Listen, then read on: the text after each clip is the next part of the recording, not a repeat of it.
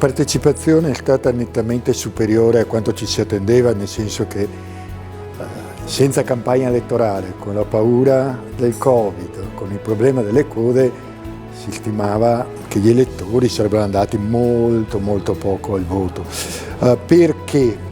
Qui si può solo tentare qualche ipotesi di spiegazione, però l'idea è che l'esperienza del Covid ha in qualche maniera rafforzato il legame tra cittadini e istituzioni, tolto un po' del malessere che c'era, magari c'è ancora verso i singoli partiti o governi eccetera, ma che il rapporto tra cittadini e istituzioni si sia rafforzato.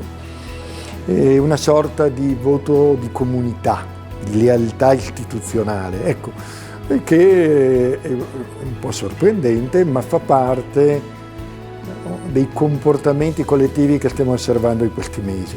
La gente è diventata più rispettosa, osserva le regole, stranamente in un paese come il nostro, è avanti di questo passo e anche manifesta l'adesione alle istituzioni democratiche, al voto, in qualche modo inatteso.